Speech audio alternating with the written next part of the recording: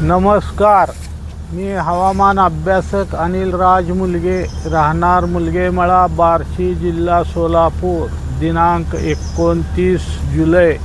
गुरुपौर्णिमा निमित्त सर्वांना हार्दिक शुभेच्छा. तसेच उद्या सकाळपर्यंतचा हवामान अंदाज.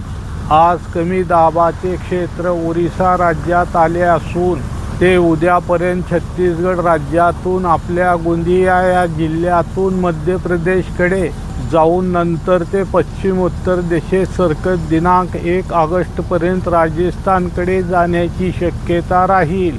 तसेच मी पूर्वी सांगितल्याप्रमाणे विदर्भातील जिल्ह्यात तसेच खानदेशमधील जिल्ह्यात तसेच काल सांगितलेल्या मराठवाड्यातील जिल्ह्यात आजपासून दिनांक 31 जुलैपर्यंत भाग बदलत वादळी वाऱ्यासह विजासह मुसळधार ते अतिमुसळधार पावसाची शक्यता राहील.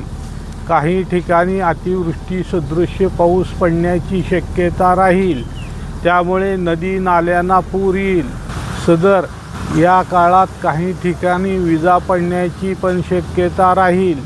त्यामुळे या दिलेल्या विभागात आपण सतर्क असावे.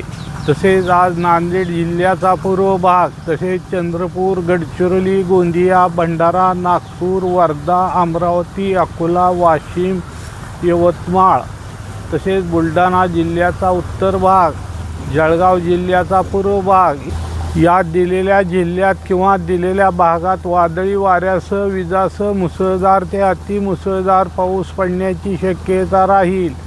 तसेच कोकणात मुंबई विभागाच्या पूर्व उपनगरात तसेच पुणे, सातारा, कोल्हापूर यांच्या घाटमाथ्यावर तसेच बेळगाव जिल्ह्याचा पश्चिम भाग, सोलापूर जिल्ह्याचा दक्षिण भाग तसेच धाराशिव जिल्ह्याचा दक्षिण भाग व पूर्व उत्तर भाग तसेच लातूर तसेच नांदेड जिल्ह्याच्या इतर भागात तसेच हिंगोली, परभणी, जालना, संभाजीनगर तसेच बीड जिल्ह्याचा पूर्व उत्तर भाग, जळगाव जिल्ह्याच्या इतर भागात या दिलेल्या जिल्ह्यात किंवा दिलेल्या भागात वादळी वाऱ्यासह विजासह मुसळधार पावसाची शक्यता राहील.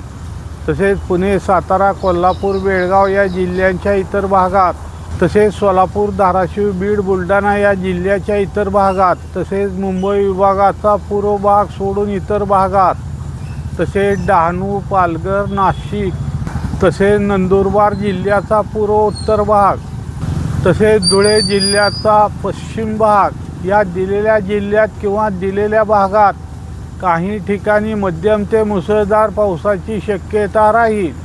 तसेच सांगली, अहिल्यानगर तसेच नंदुरबार जिल्ह्याच्या इतर भागात काही ठिकाणी स्थानिक वातावरणानुसार हलका ते मध्यम पाऊस पडण्याची शक्यता राहील. तसेच बार्शी तालुक्यात काही ठिकाणी हलका ते मध्यम तर काही ठिकाणी मध्यम ते मुसळधार पावसाची शक्यता राहील. पुणे जिल्ह्यातील पावसामुळे आपल्या जिल्ह्यातील उजनी धरण 100% भरले आहे. सदर माझा हा व्हिडिओ आवडल्यास त्यास लाईक करा, सबस्क्राईब करा व इतरांना शेअर करा. धन्यवाद.